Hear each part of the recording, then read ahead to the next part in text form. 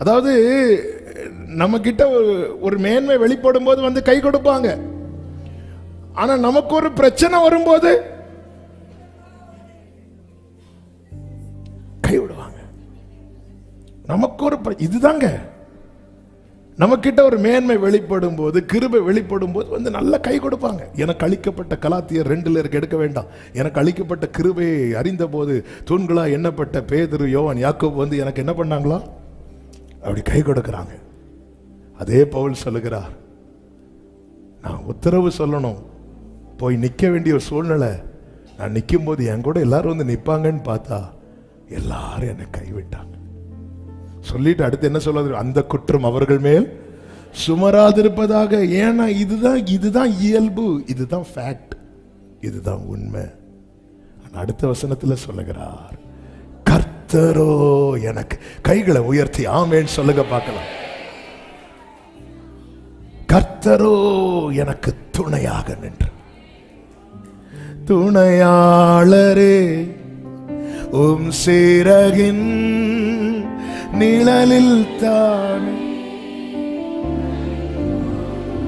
தனிமையில தனிமை என்பதை விட தனித்து விடப்படுகிறது. தனித்து இஸ்ரவேல் ஜனங்கள் ஒவ்வொரு கோத்திரமா புறப்பட்டு ஒவ்வொன்றையாய் சுதந்தரித்து கர்த்தர் நடத்துகிற பாதையில போறாங்க. இப்படி போகும்போதுதான் என்னாகுமோ 32வது அதிகாரத்தில் நீங்க பாத்தீங்கன்னா ரூபன் கோத்திரம் ரூபன் புத்திரர் காத் புத்திரர் என்ன பண்றாங்க அப்படின்னா, அதனுடைய 1வது வசனத்துல அவர்கள் வந்து யாசேர் தேசத்தை, கீழையா தேசத்தை பார்க்கிறாங்க.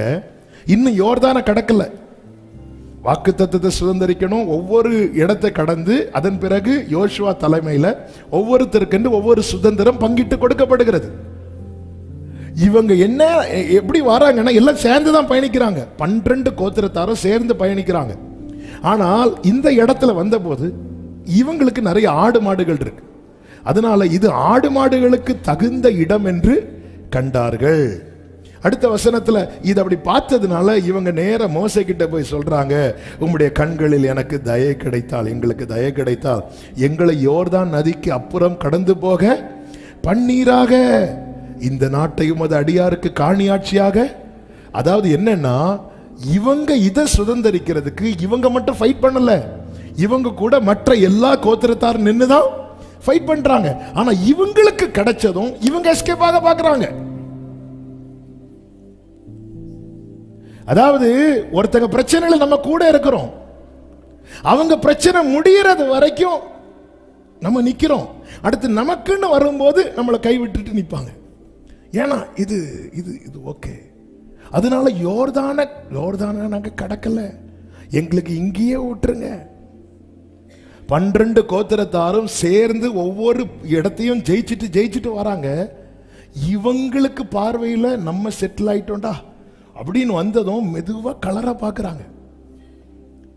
அப்பொழுதுதான் மோசே சொல்லுகிறார், 6-7 வசனங்களிலே வாசியுங்கள். அப்பொழுது மோசே காத் புத்திரரையும் ரூபன் புத்திரரையும் நோக்கி, உங்கள் சகோதரர் யுத்தத்துக்கு போகையில் நீங்கள் இங்கே இருப்பீர்களோ? கர்த்தர் இஸ்ரவேல் புத்திரருக்கு கொடுத்த தேசத்திற்கு அவர்கள் போகாதபடிக்கு நீங்கள் அவர்கள் இருதயத்தை திடனற்று போக பண்ணுகிறது என்ன? ஏ ரூபன் கோத்திரமே, காத் புத்திரரே, நீங்க இதுவரை வர்றதுக்கு அவங்க கூட இருந்தாங்க. ஆனா நீங்க என்னடானா உங்க பிரச்சனை முடிஞ்சிட்டுன்னு சொல்லிட்டு, உங்க பிரச்சனை முடிஞ்சிட்டு, என் பிரச்சனை முடிஞ்சிட்டு. இதுவரைக்கும் நீ சகோதரன் பார்த்துட்டு இப்போ நீ எதை பார்க்க ஆரம்பிச்சிட்டு தெரியுமா? உன் ஆடுகளை பார்க்க ஆரம்பிச்சிட்ட. என் ஆடுகள், என் மந்தை, என் பிசினஸ். என்னையிலிருந்து உனக்கு பிசினஸ் வந்துச்சு? உன் பிசினஸ் வர்றதுக்கு முன்னாடி உன் கூட பயணித்தது யார்? உன் சகோதரன் தானே. ஆமென். நீங்க அவங்களை சுதந்திரிக்க விடாதபடிக்கு, அவர்களுக்கு கொடுத்த தேசத்துக்கு போகாதபடிக்கு நீங்கள் அவர்கள் இருதயத்தை திடனற்று போக பண்ணுகிறது என்ன? அதன் பிறகு இவங்க ரியலைஸ் பண்ணி சொல்லிட்டாங்க, அப்போ ஒன்று பண்ணுறோம், எங்கள் ஆடு மாடுகள்லாம் இங்கே வச்சுக்கோங்க, நாங்கள் போய் எல்லா யுத்தத்தை முடிச்சுட்டு திரும்பி வரும்போது எங்களுக்கு கொடுப்பீங்களா? அது உனக்கு தான்ப்பா, அதை எடுத்துக்கோ. உடனே இவங்க ப்ராமிஸ் பண்ணுறாங்க. அந்த யுத்தம் முடிகிறது வரை நாங்க திரும்ப மாட்டோம், நாங்க கைவிட மாட்டோம், அவங்கள நாங்களும் கூட நிற்போம். ஆமே. திடனற்று போக காரணம் என்ன தெரியுமா? தனித்து விடப்படுதல். எல்லாரும் அறிமுகமானவர்கள் கூட எங்கேயோ பார்த்துட்டு போவாங்க. 4வது 2 சாமுவேல் 1:4 சொல்லப்பட்டிருக்கிறது, துர்ச்செய்தியை கேட்கும் போது நாம் திடனற்று போகிறோம். தாவீது அவனை பார்த்து நடந்த செய்தி என்ன சொல் என்று கேட்டதற்கு 2 சாமுவேல் 4:1 2 சாமுவேல் 4:1 அப்னேர் எப்ரோனிலே செத்து போனதை சவுலின் குமாரன் கேட்டபோது அவன் கைகள் திடனற்று போயிட்டு. சில செய்திகள் கேட்டதுமே நம்ம ஆஃப் ஆயிரும். கேட்டதுமே சில செய்திகளை கேட்டதுமே ஒரு ரிப்போர்ட் டாக்டர் மாத்தி நமக்கு போன் பண்ணி சொன்னாலே நம்ம ஆஃப் ஆயிரும். சில துர்ச்செய்திகள். 1 சாமுவேல் 30வது அதிகாரம் 3-4 வசனங்களிலே தாவீதும் அவனோடு இருந்த மனுஷரும் சிக்லாகிலே பார்த்தபோது அதுவரை சம்பாதித்த சம்பாத்தியங்களை எல்லாம் சத்துருக்கள் நஷ்டப்படுத்தி விட்டார்கள். இதை கண்டபோது அவர்கள் பலன் இல்லாமல் போக மட்டும் அழுதார்கள். இத்தனை காலம் சம்பாதித்த சம்பாத்தியம் ஒரு நாளிலே இல்லாமல் போகிற செயல், அது மிகவும் திடனற்று போக பண்ணும். நாம் திடன் கொள்ள வேண்டியது மிக மிக அவசியமாயிருக்கிறது. நாம் திடனற்று போகும்போது என்ன சம்பவிக்கிறதா? 2 நாளாகமும் 13:7 வாசியங்கள். அந்த சம்பவத்துக்குள் போகவில்லை, ஆனால் அந்த வார்த்தையை சொல்லும்படி விரும்புகிறேன்.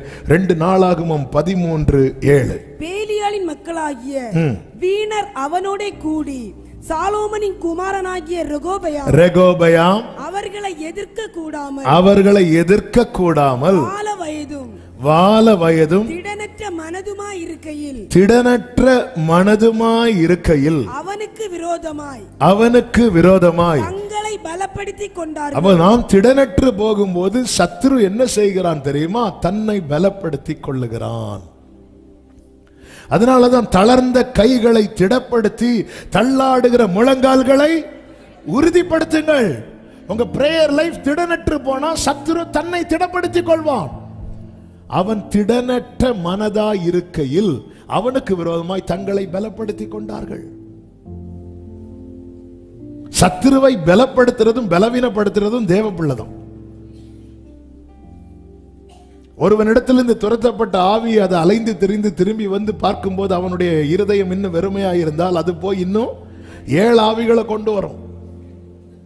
அதே நேரத்தில் இருதயத்தில் இயேசு இருந்தா, இருதயத்தில் பரிசுத்த ஆவியானவர் இருந்தா, அந்த நிறைவு இருந்தா அதற்கு இடமில்லை.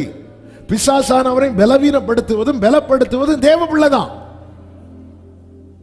வைராக்கியம், பகை இதெல்லாம் மண்ணு, மாம்ச கிரியைகள். மாம்சம் மண்ணிலிருந்து வந்தது.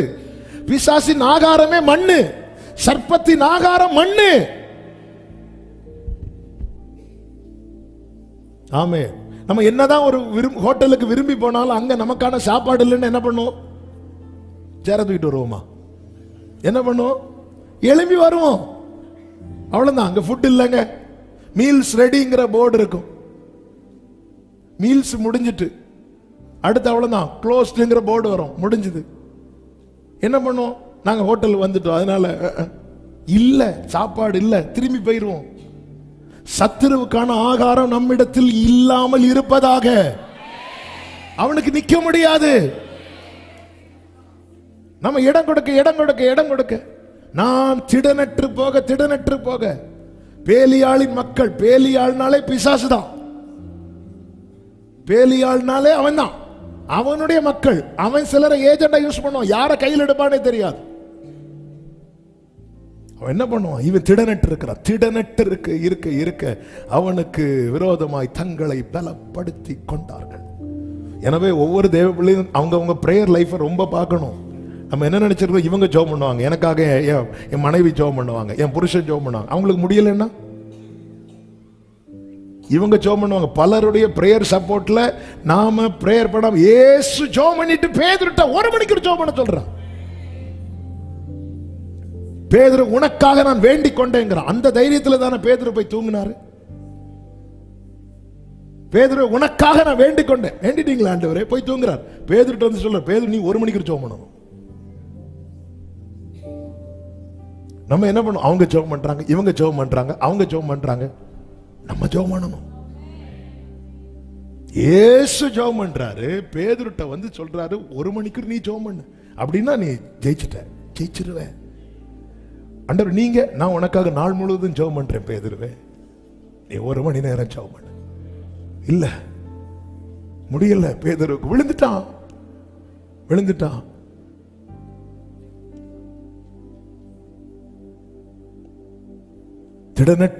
திடனற்று.